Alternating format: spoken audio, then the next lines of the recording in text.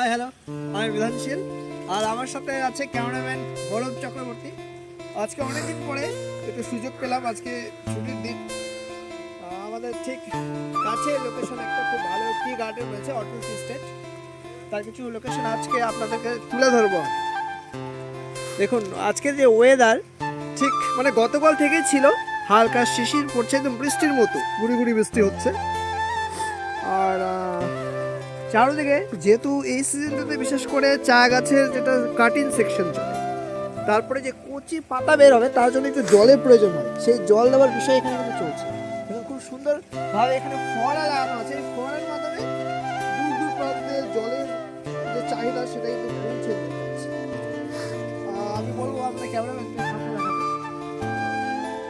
ঠিক এটা দুটো বাগানের মাঝখানে রাস্তা রয়েছে এবং শেষে দেখুন এই সিজনটাতে কি হয়, বিশেষ করে গাছের পাতাগুলোর যে পজিশন থাকে সেগুলো নষ্ট হয়ে যায়, তো কেটে ফেলার পরে নতুন যেটা পাতা বের হবে তার প্রসেস চলে। ক্যামেরাম্যানকে বলবো দেখানোর জন্য। দেখুন দেখাবে আপনাদের, কিছুটা দূরে রয়েছে গাছের একটা পার্ট কাটা হয়েছে আর তার সেখান থেকে নতুন পাতা গজাবে। আর দেখুন অদ্ভুত একটা বিষয়, এই চা গার্ডেনে বিশেষ করে দার্জিলিং জেলাতে প্রত্যেকটা বাগানে কিন্তু বড় বড় গাছ লাগানো হয়।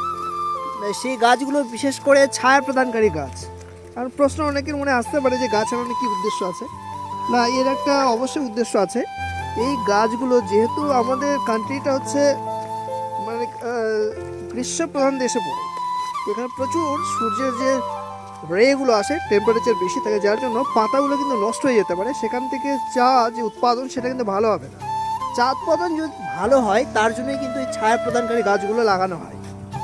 এতে কি হয়, সানরেটা বাধা পায়, যার ফলে পাতাগুলোর সতেজতা এবং যে সবুজ ভাব সেটা কিন্তু বজায় থাকে, আর যার ফলে ফলনটা খুব ব্যাপক হারে হয়।